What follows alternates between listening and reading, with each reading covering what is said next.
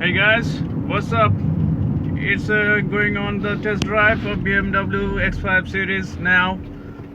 আমরা যে travel shooting এখন করে গাড়িটা টেস্ট ড্রাইভের জন্য বের হয়েছি, সেই ট্রাভেলটা হচ্ছে লং স্টার্ট রিলেটেড ইস্যু, এবং আমরা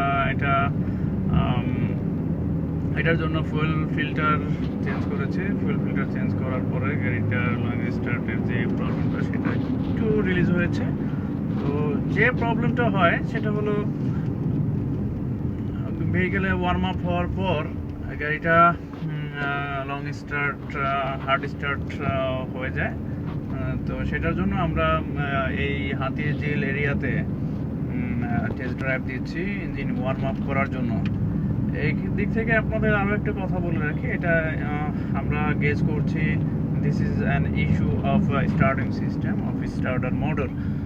That's why this hard starting problem. So hard starting এটা অনেক ক্ষেত্রে ব্যাটারির জন্য হয়ে থাকে, ব্যাটারি ডাউন থাকলে। তো আমরা ব্যাটারি চেক আপ করেছি, ব্যাটারি ইটস ওকে।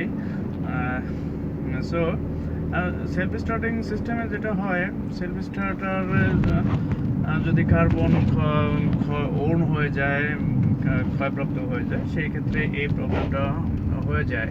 তো সেক্ষেত্রে দেখা যায় যে স্টার্টার মোটর যদি আমরা কার্বন চেঞ্জ করে দিই, তখন ইনশাল্লাহ এই প্রবলেম সলভ হয়ে যায়। সো আমরা সেই অবজারভেশনে আছি। দেখা যাক ইঞ্জিন ওয়ার্ম আপ করার পর কি রেজাল্ট হয়, তারপর আমরা অবশ্যই আপনাদেরকে জানাবো ইনশাল্লাহ।